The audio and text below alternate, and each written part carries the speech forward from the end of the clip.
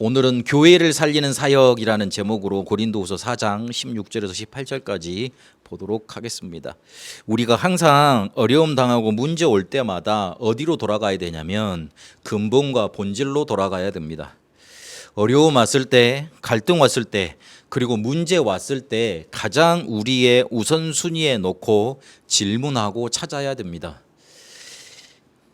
창세기 25장 23절에 보니까 리브가에게 하나님이 언약을 하나 주십니다. 두 형제가 뱃속에서 태중에서부터 싸웠거든요. 그러니 그것 때문에 이제 고민이 되니까 하나님께 기도했을 거 아닙니까? 왜 그럴까? 그런데 하나님이 언약하시기를 큰 자가 어린 자를 섬길 것이다. 그렇게 언약을 주십니다. 그게 야곱과 에서가 처음 이렇게 어머니 뱃속에 있을 때 그때 주신 언약입니다. 하나님의 약속의 언약의 계보는 어디에 있었냐면 야곱에게 있었습니다. 리브가가 두 자녀가 장자권을 가지고 다툼을 할 때, 이 다툼을 한다는 뜻은 살인까지 일어날 수 있는 그런 상황입니다. 근데 그럴 때 가정에 큰 위기가 온 거 아닙니까?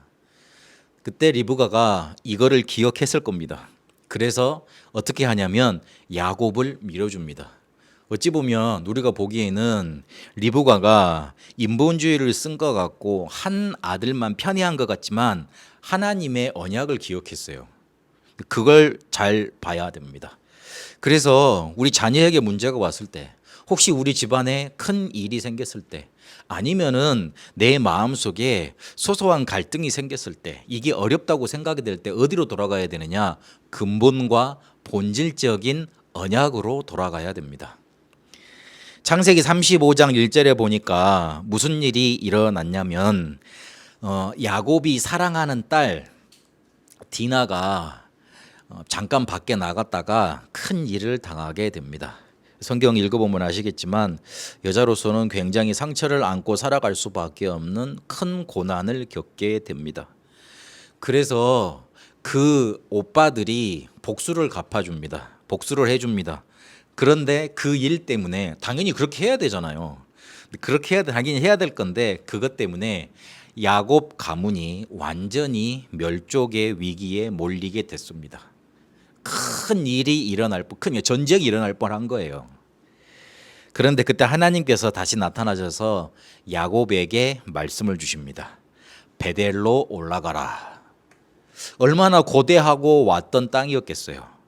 얼마나 고향에 돌아와서 그래 이제 여기서 내 여생을 보내고 하나님이 나를 축복하셔서 우리 자녀들 잘 키우고 그렇게 살겠다, 그렇게 마음에 뭔가 이렇게 위로를 받고 살았겠어요. 그런데 그때 큰 일이 터진 겁니다. 얼마나 당황스러웠겠습니까? 얼마나 이게 무슨 일일까 당혹스러웠겠습니까? 그런데 하나님이 그렇게 정신없게 이렇게 막 혼란 여길 수밖에 없는 야곱에게 나타나셔서 베들로 올라가.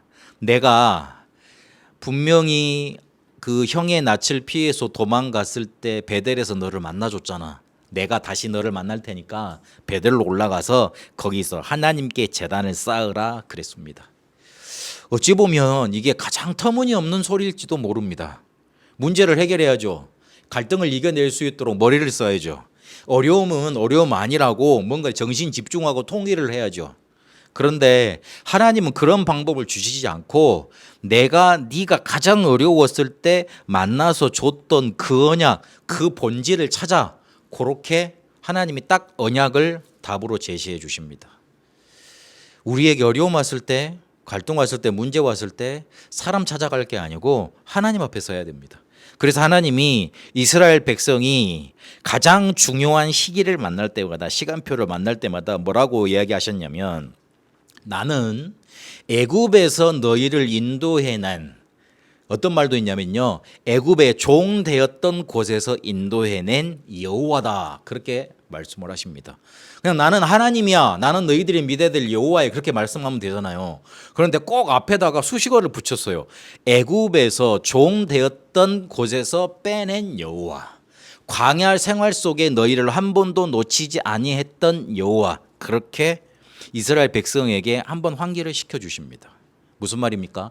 중요한 시간표 때마다 중요한 뭔가 결정을 앞두고 있을 때마다 어디로 돌아가야 되느냐? 하나님이 우리에게 처음 주신 언약, 우리에게 처음 주신 복음, 처음 주신 그 본질, 그 근본으로 돌아가야 됩니다. 안 그러면 우리는 자꾸만 내 생각대로 하게 돼 있고 판단하게 돼 있고 그러다가 결국은 필경 멸망하게 되어 있습니다. 하나님이 우리에게 처음 주신 언약과 지금 우리 현실에 나타나는 문제가 다를 수 있습니다. 그런데 하나님이 주신 언약은 무슨 뜻이냐면 내가 너를 그렇게 만들겠다 그 뜻입니다. 이스라엘 백성이 하나님을 잊어버리고 그리고 야곱이 조금 평안한 삶을 살고 있으니까 언약을 뭔가 이렇게 희석해서 붙잡고 그렇고 있었습니다. 그러면 당연히 문제 올 수밖에 없거든요. 언약을 놓쳐서 왔다기보다는 문제는 계속 올 수밖에 없잖아요. 그런데 언약을 놓치고 있으면 우리 것으로 그걸 판단하고 해결하게 돼 있어요. 근데 다시 근본 언약으로 돌아가면 하나님이 역사하시는 하나님의 것이 하나님의 능력이 나타나게 되는 겁니다. 문제 해결이 그렇게 방향이 두 가지로 딱 갈리게 되어 있습니다. 하나님이 나를 그렇게 만들 것이야. 하나님이 나에게 그런 응답을 주셨어. 그런 언약을 주셨어. 거기로 빨리 돌아가야 돼요. 한국 교회와 세계 교회가 지금 위기라고 그럽니다. 계속 이렇게 무능한 목회자도 많이 나온다. 신학교가 많아가지고 각 교단마다 신학교 있거든요. 근데 대학교 인가도 안 돼요. 4년 교육을 하고 그 다음에 신대원 3년까지 하면 7년 대학원 교육까지 받는데 그 신학은 그냥 대학교 졸업했다고 그래가지고 목사 안수 안 주거든요. 세미나리 과정에서 석사까지 받아야 돼요. 그런데 그런 신학교가 한국에 몇백 개가 됩니다.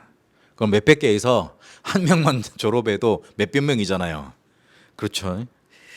그런데 그렇게 졸업하는 과정 속에 그 문교부에서 인정되지 않는 학위만 남발되니까 학위 장사한다 그렇게 많은 말들이 많아요.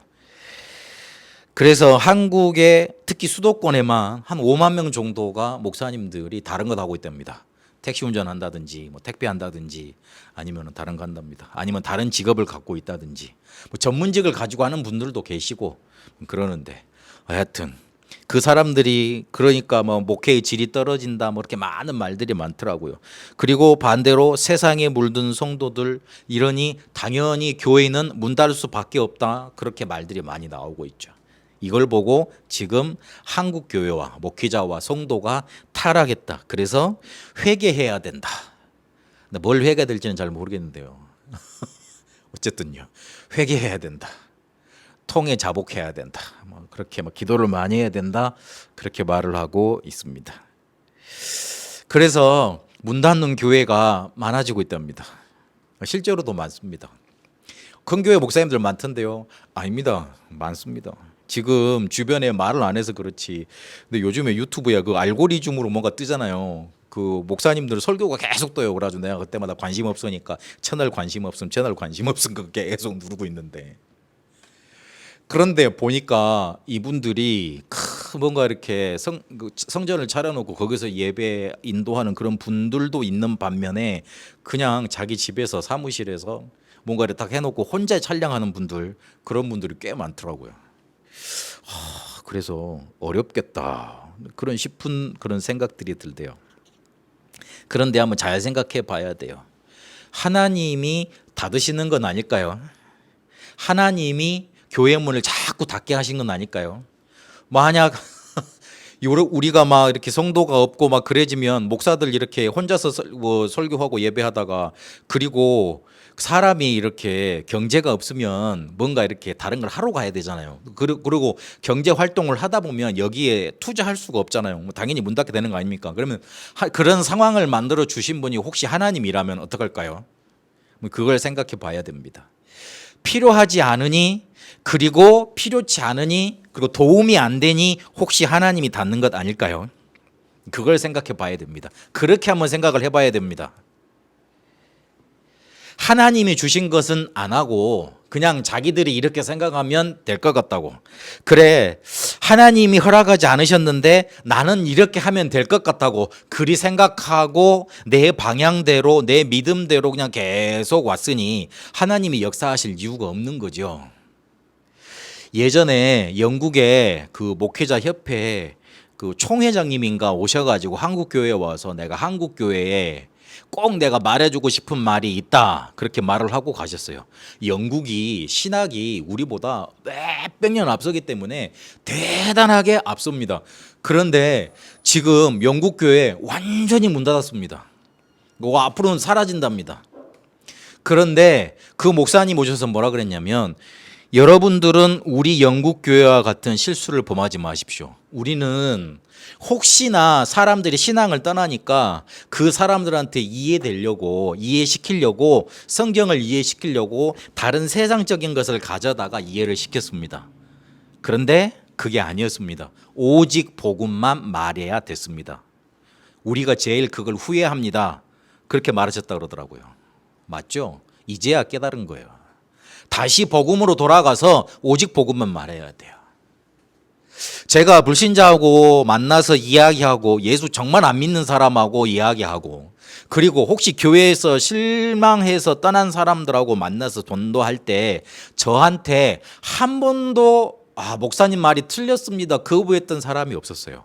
영접은 안 했더라도 안 믿었더라도 한 번도 거부했던 적이 없어요. 내 말 틀렸다고 말한 적이 없어요. 근데 내가 했던 말이 있어요. 뭐만 말했냐면 그 사람 앞에서 복음 들어야 되는 이유, 이 영적인 사실, 그리고 하나님이 함께 계시다는 거, 그리고 오직 복음, 요것만 말을 했어요. 단 한 사람도 그거 틀렸다고 거부했던 사람이 없어요. 안 믿었던 사람은 있어도. 다시 복음으로 돌아가서 하나님이 주신 것, 하나님의 것을 강조해야 됩니다. 그게 우리가 진짜로 해야 될 개혁입니다. 우리의 행동을 바꿔야 됩니까? 우리가 얼마나 선해야지만 저 사람들 우리한테 감동을 받고, 그리고 우리에게 하나님 살아계시다 하고 인정을 하겠습니까? 그렇지 않습니다. 모릅니다, 사람들. 사람들은 솔직히 교회에 와서 답을 얻길 원하고 자기가 남들한테 꺼내놓지 못하는 그 문제 있잖아요. 그거를 해결받기를 원합니다. 그런데 그게 눈에 보이지 않는 영적인 것들이에요. 근데 그거 해결할 길은 복음밖에 없어요. 근데 딱 그것만 강조를 안 해. 딱 그것만 제대로 말을 안 해줘. 딱 복음만 희미하게 말을 해줘. 그러니 교회에 올 이유가 없죠. 요즘에 얼마나 좋은 게 많습니까? 얼마나 이렇게 힐링되는 것들이 많습니까? 돈만 있으면, 조금만 풍족해지면 전 세계 전국 돌아다니면서 자기 마음에 힘을 얻을 수 있는 그런 것들이 다 차려져 있습니다. 그런데 그거 가지고 해결이 안 되거든요. 많이 가지고 있어도 스물스물 피어 올라와서 자기 정신을 장악하고 영혼을 장악하는 그 불안의 문제, 그 영적인 문제 해결하지를 못해요. 복음 전해줘야 돼요. 앞으로는 그런 시대가 더 올 겁니다. 그래서 오늘 이 관점 가지고 오늘 고린도 교회가 가졌던 문제를 제대로 다시 한번 생각해 봐야 됩니다. 고린도 교회에 무슨 문제가 있었냐면, 사실은 바울과 고린도 교인들 간의 다툼이었어요. 그 안에 문제가 많은 것 같지만 그렇지 않았어요. 우리는 바울의 지도를 이제 벗어나서 우리 좀 다른 좋은 목사님들 설교 그거 붙잡고 거기에 줄 서가지고 그 응답을 받고 우리의 문제를 해결해 보고 싶어. 그런 문제였어요. 쉽게 말하면 우리는 당신을 지도자로 인정할 수 없어. 다른 지도자 섬길래. 그런 말이었어요. 그러니까 게바파, 아볼로파, 그리스도파 그런 파들이 많이 생겼죠.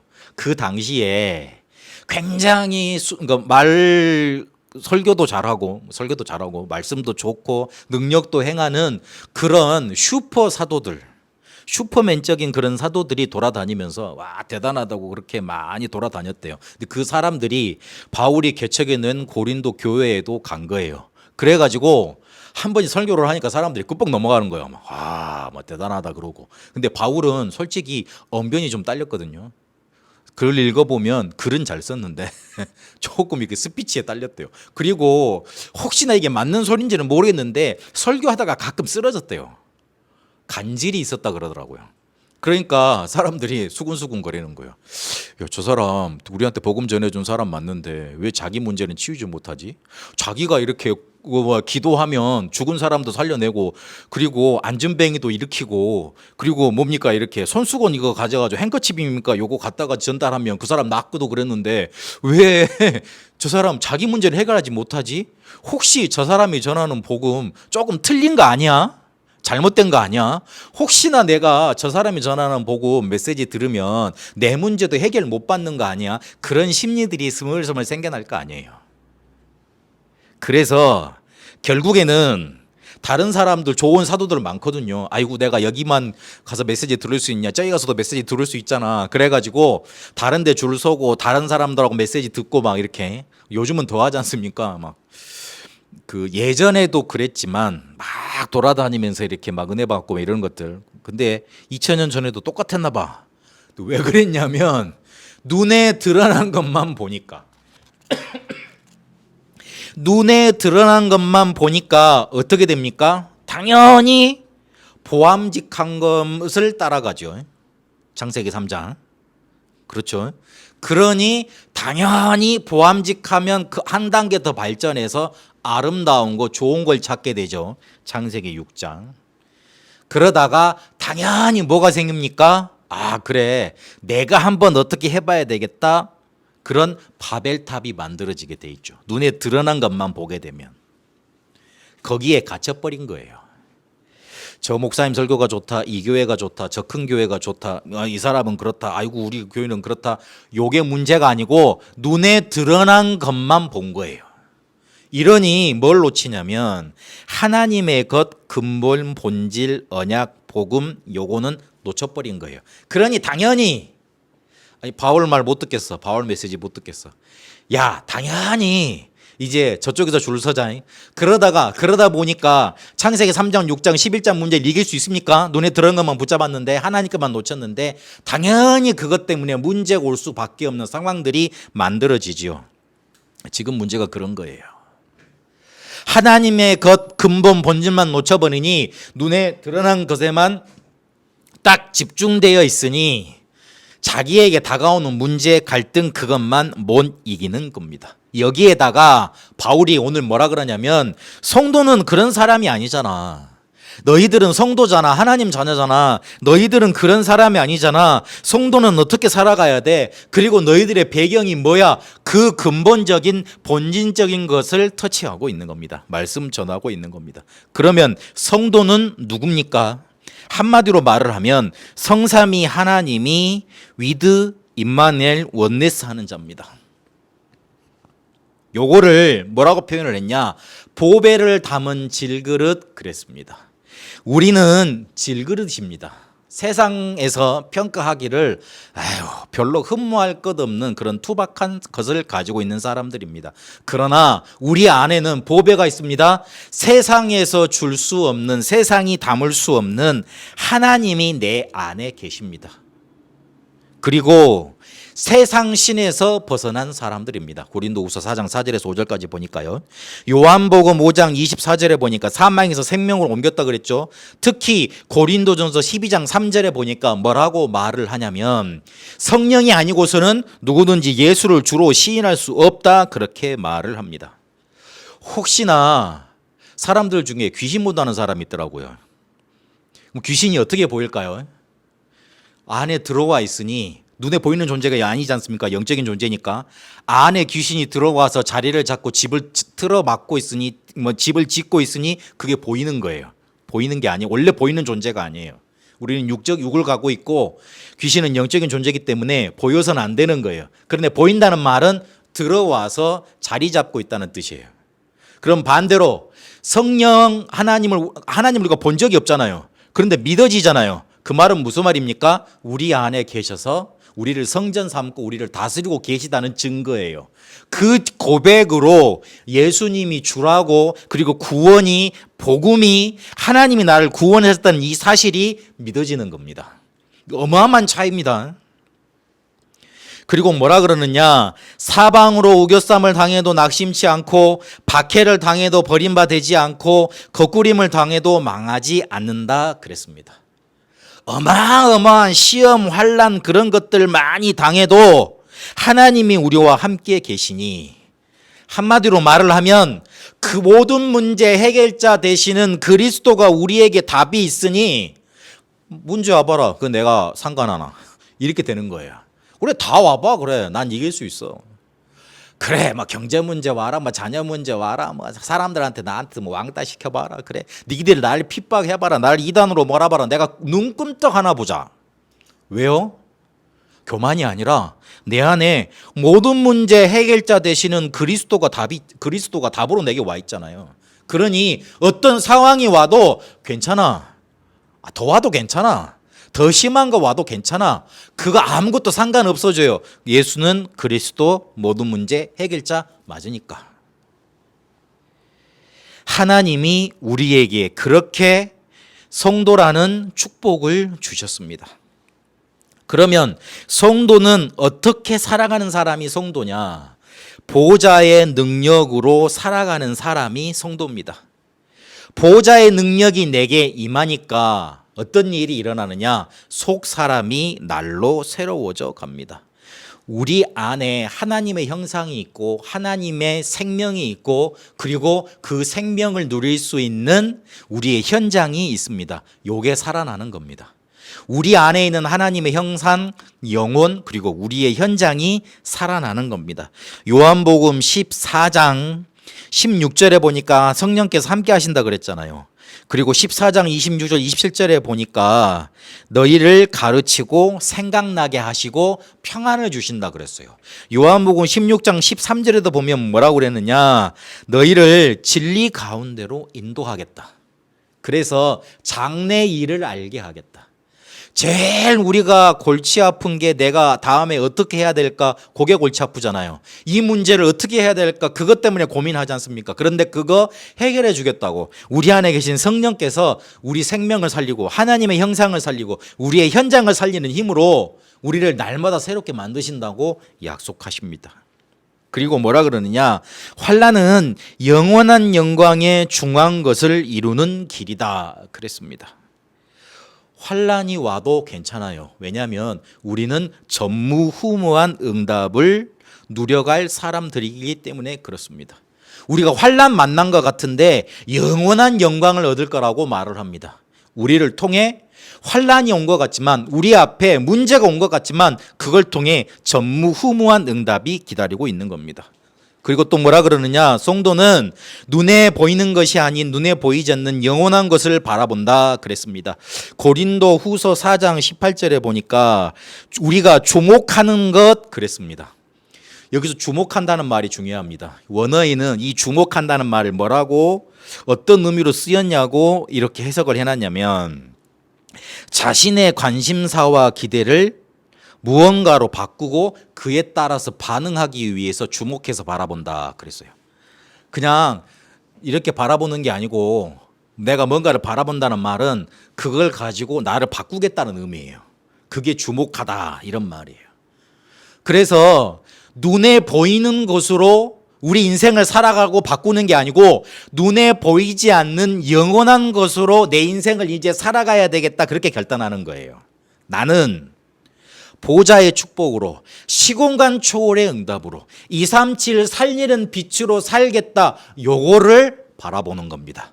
그걸로 내 인생을 살겠다고 결단하고 결심하는 겁니다. 그게 성도의 삶입니다. 하나님이 주신 보호자의 능력을 가지고 살아가는 거 그게 성도의 삶이에요. 그러면 우리는 어떤 배경을 가지고 있느냐? 하늘로부터 오는 것 영원한 집 을 덧입길 소원한다. 그게 있다. 그렇게 사도 바울은 말을 합니다. 그러니까 우리의 육신의 집이 무너지면 쉽게 말해서 우리가 죽게 되면 죽는 것으로 끝나는 게 아니고 우리에게는 영원한 집이 있다. 무슨 말입니까? 천국 간다는 말이잖아요. 우리는 과거에 지옥 갈 수밖에 없는 마귀 자녀였어요. 그런데 그게 해결된 겁니다. 과거가 해결된 거예요. 그리고 우리의 배경은 성령께서 보증하신다. 성령으로 보증을 이루게 하신다. 그렇게 말을 하고 있습니다. 고린도후서 5장 5절에 보니까 하나님이 지금 성령으로 나를 인도하고 계시는 겁니다. 나는 지금 힘든데 어려운데 그렇지 않습니다. 하나님이 지금 나를 인도하시는 거예요. 그래서 현재에도 증거가 오는 겁니다. 그리고 심판대 앞에 반드시 설 것이다 그렇게 말을 합니다.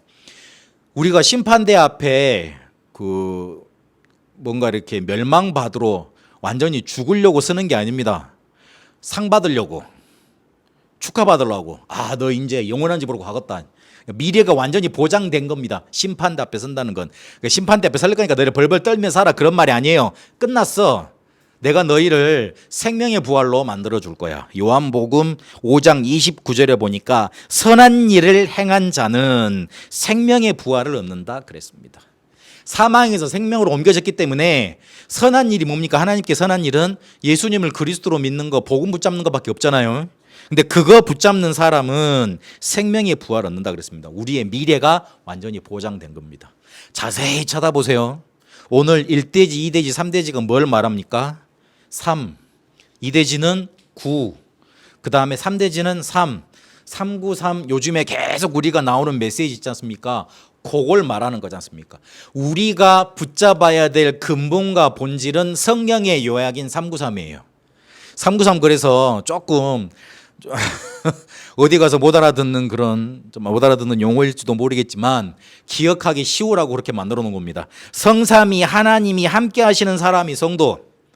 우리의 삶은 9가지 보좌의 축복으로 사는 거. 그리고 우리가 누려야 될 배경은 과거, 현재, 미래를 완전히 증거로 만드는 3시대 살리는 증거 가지고 사는 거. 그렇게 바뀌어진 겁니다. 딱 그렇게 근본 붙잡으세요. 그것만 본질로 붙잡고 하나님의 것을 붙잡으세요. 요 사람에게 고린도후서 오늘 여기에는 없습니다만은 결론으로 뭘 주셨다고 이야기하고 있냐면 화목하게 하는 직분을 주셨다 그렇게 말하고 계십니다. 우리에게 주신 일은, 우리에게 맡기신 직분은, 우리에게 주신 미션은 살리는 겁니다. 사람들이 거의 대부분 죽입니다. 너 이거 못했지, 저거 못했지, 이거 틀리게 했지, 요렇게 해야 돼, 저렇게 해야 돼. 다 죽이는 일입니다. 그냥 그 사람 가만히만 놔둬도 살려요. 그냥 그 사람 문제 있을 때 기도해 주기만 해도 살려요. 근데 거의 대부분 우리 생각과 우리 것, 더 나쁜 거는 눈에 드러난 것, 그것만 가지고 요리 재단합니다. 그래가지고 완전히 죽여버립니다. 하나님이 우리에게 맡기신 거는 화목하게 하는 직분이라고 그랬습니다. 저번 주 메시지에도 그랬잖아요. 우리는 심판자가 아니라고. 심판하실 분은 하나님이시라고. 우리는 파수꾼이라고 그랬어요. 파수꾼은 지키는 자입니다. 지키는 자예요. 근데 이번 주에는 어떻게 파수꾼의 직분이 또 새롭게 미션으로 주어졌냐면 화목하게 하는 직분을 주셨습니다. 화목하게 하는 직분이 뭡니까? 그리스도잖아요. 그리스도적 직분을 우리에게 주신 겁니다. 하나님과 우리를 화목하게 하고 사람과 사람 간의 사람을 화목하게 했습니다. 그게 십자가 아닙니까? 그게 그리스도 아닙니까? 그 그리스도적 직분을 우리에게 주신 겁니다.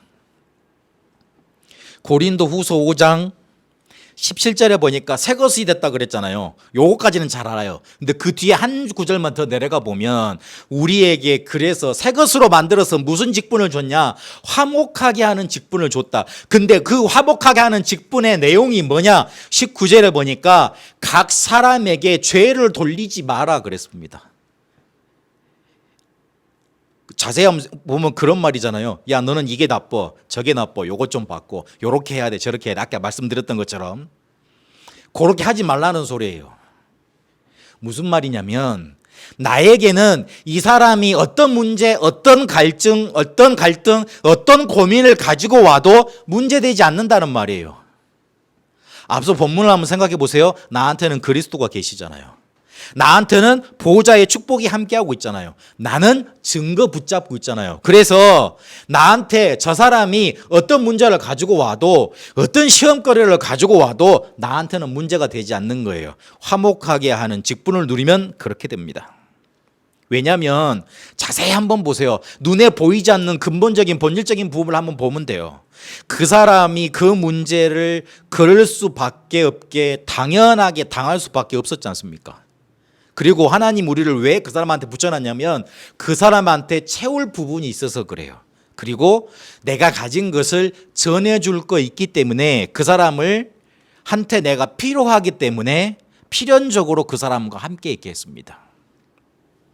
그리고 더 중요한 건 하나님이라면 왜 저 사람을 나한테 붙였을까? 저 사람한테 과연 뭐 하길 원하실까? 그 절대적인 계획을 물어야 됩니다. 그래서 그 사람한테 죄가 돌아가지 않게 할 수 있는 화목하게 하는 직분을 행할 수 있는 겁니다. 쉽게 말해서 그 사람 살릴 수 있는 거예요. 저 사람 볼 때마다 마음으로 생각은 눈 말로 내뱉진 않는데 내 마음 속에서 전쟁이 일어나. 저렇게 좀 안 했으면 좋겠는데. 저것 좀 안 했으면 좋겠는데. 전쟁이 일어나면 그게 우리는 영적인 동물이라 그대로 전달이 됩니다. 제가 만약에 여러분한테 맨날 불만, 불평 이거 가득 쌓이져 있잖아요. 저는 이렇게 단순한 사람이라 티 나거든요. 티 나서 그리고 아주 이렇게 내가 목회 경력이 지나가면서 이렇게 조금 이렇게 그게 조절이 되긴 합니다만은 영적으로 전달이 돼요. 내 안에서 갈등이 일어나면 여러분한테 전달되는 폭풍으로 전달되는 거예요. 내 안에서 답이 먼저 나야 돼요. 그래, 당연할 수밖에 없어. 하나님이 나한테 붙여주신 사람이야. 해야 될 게 있어. 그리고 하나님이 하실 거야. 이렇게 붙잡아야 돼요. 그러면 그 어떤 것도 문제되지 않는 응답이 나에게 먼저 임하고 그 어떤 것도 문제되지 않는 응답이 나에게 임했다면 그 사람한테도 임할 수 있는 겁니다. 이번 주간에 그렇게 하나님의 것 근본 본질로 돌아가세요. 하나님이 나를 우리 교회에 나오게 하시고 그리고 하나님이 나에게 복음 주셨는데 그 근본 본질이 뭐지? 다시 한번 붙잡으세요. 그거를 기도로 누리세요. 나를 살리고 그러면 맡겨진 사람을 살리고 교회를 살릴 수 있습니다. 이걸 하기 위해서 계속 기도로 누려가세요. 그러면 됩니다. 하나님은 우리가 교회를 살리기를 원하십니다. 교회가 근본 본질을 놓쳐버렸기 때문에 문제 올 때마다 그거를 문제 삼고 있기 때문에 본질은 놓치고 자꾸만 껍데기만 붙잡고 있기 때문에 응답이 안 오고 문제가 될 수밖에 없습니다. 성도는 누구냐? 그리고 성도는 어떻게 살아가야 되냐? 성도가 가진 배경이 뭐냐? 그거 근본 본질 393을 붙잡고 기도 속으로 들어가면 됩니다. 그러면 살리는 응답 우리는 누려가게 되어 있습니다. 그런 응답이 우리 모든 성도님과 렘넌트들에게 임하게 되시길 바랍니다. 살아계신 하나님 감사합니다. 하나님 우리에게 근본과 본질이 회복되는 한 주가 되도록 인도하여 주옵소서. 그래서 하나님이 우리에게 주신 응답 가지고 하나님이 함께 하시는 393의 응답과 축복 가지고 나도 살고 우리 주변에 있는 모든 사람 살려 교회 살리는 응답 누려가게 하옵소서.